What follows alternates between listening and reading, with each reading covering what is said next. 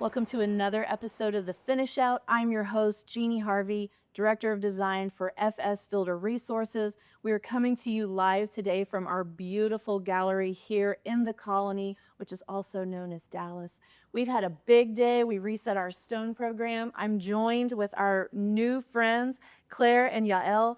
They are from LX Hausys, and we're going to talk stone countertops today. So ladies, thank you for your time today. I know you catched a red eye to come in just so you could be here. I really, really appreciate it. Our relationship means more than you know. So first, let's get our viewers familiar with who you guys are. So Yael will tell us a little bit more. First of all, Jeannie, thank you really for having us. It's been a long day and we're very thrilled with everything that's going on. We're very excited. And yes, we're part of LG, the electronic companies that everyone is familiar with. Life's Good. LG is a company that's been in the market for almost 80 years, started in Korea. We're the construction and building material portion of the company. And we've recently rebranded to become LX Hausys. And we've been operating in the United States since 2001. Oh, wow. Yes, we actually have 3 manufacturing facilities in Adairsville, Georgia. We have our Hymex, which is solid surface products facility. We also have Viaterra, which is our quartz products. And we have Autoskin. So if you do drive a Kia, that's our product. Now, the big thing on everybody's mind when it comes to countertops is tariffs and pricing impacts.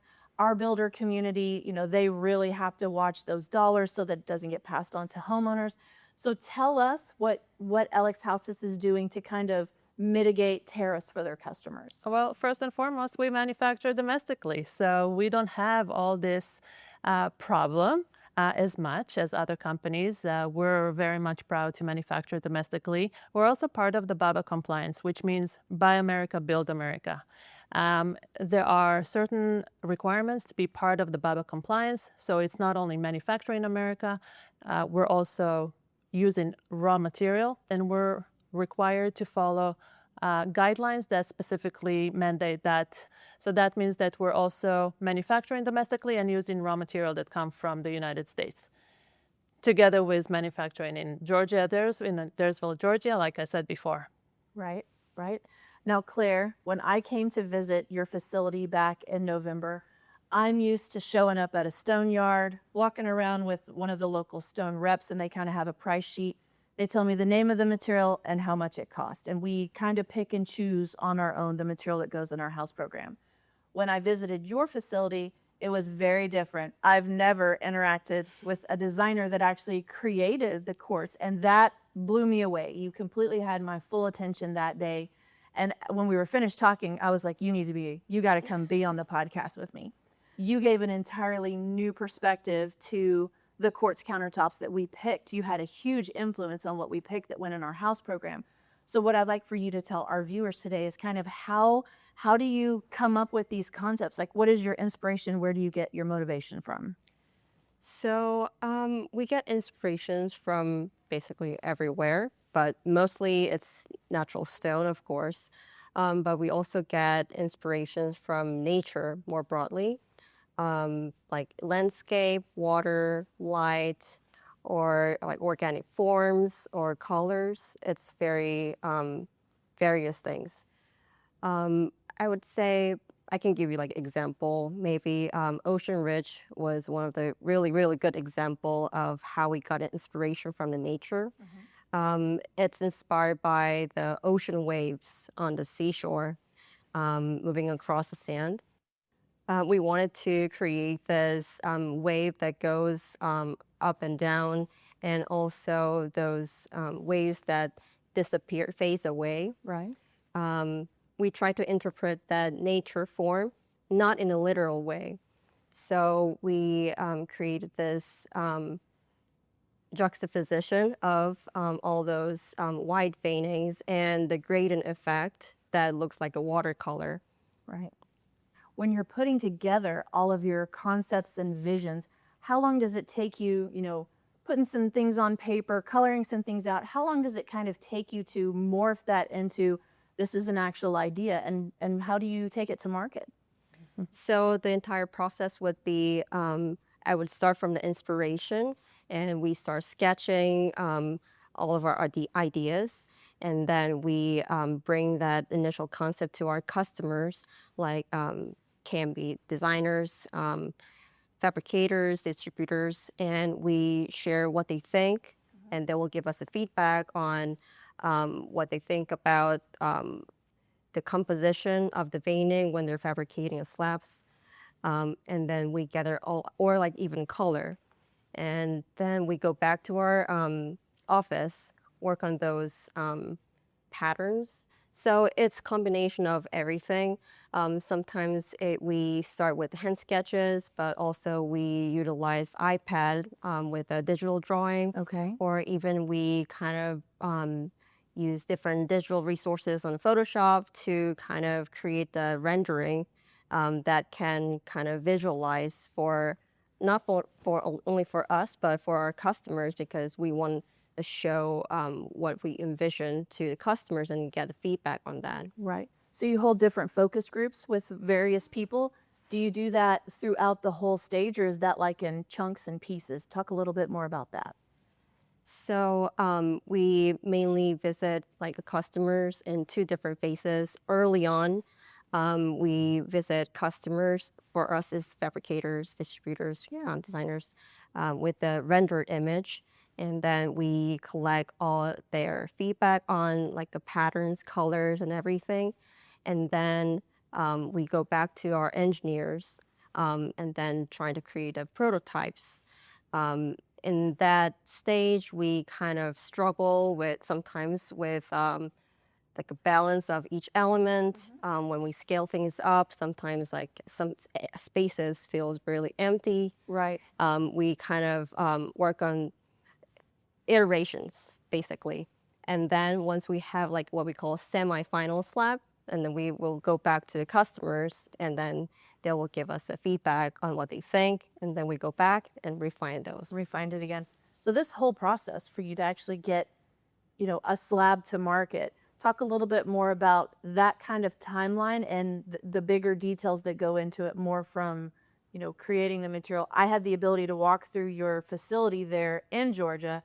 Incredible. That was my first time to go through a quartz plant. So talk a little bit more about your facility. Yeah. So you actually touched on how long this entire process takes. So the entire product development from initiation to launch takes anywhere between 14 to 16 months. Wow. It's a long It's a long time. It's a time. long time because What do you do about designs kind of fading in and out during that? Does that impact you during that creativity side? yeah, so luckily the kitchen and bath market is not as rapid as we might think it is. True. It's a little harder to just tear apart a countertop and replace it with another one. But we are seeing trends and we are evolving towards that. But I think everyone is just it takes them a little bit more time to kind of start that motion. Right.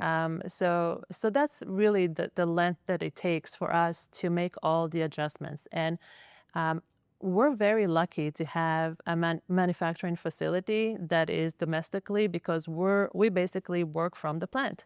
So we go behind the scene, we go straight to the lab, straight to discussion with our tech team, with our engineers, and we're able to be there right there and there during the production and development and testing, and we can test as many times as we want, and we can make all the changes that we want. We're right there and there.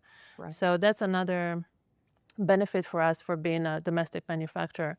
And those touch points, every single point, whether we're going to the client or the clients are coming to us, because those are also focus groups, we're making sure that everyone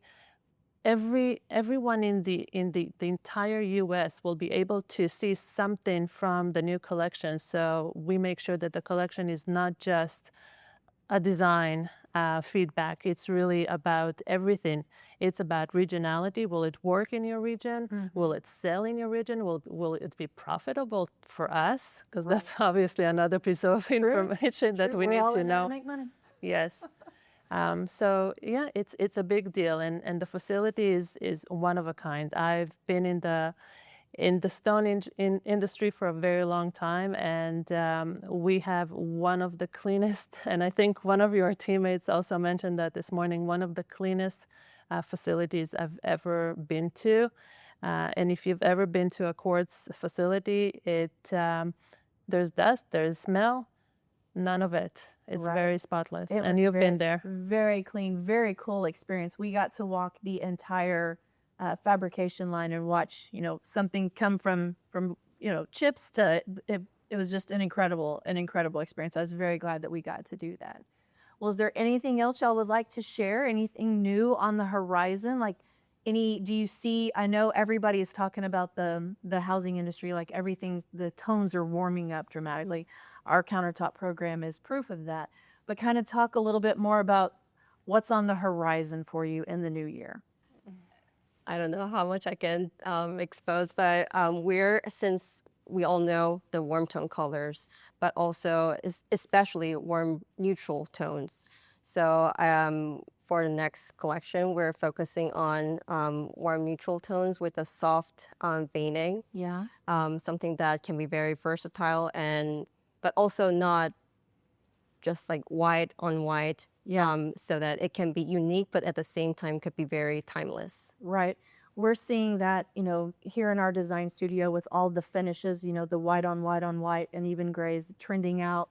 Everything is starting to warm up from flooring through countertops, light fixtures, everything is really taking a nice turn. We're kind of glad the white was very sterile. So it's really nice to see color coming back.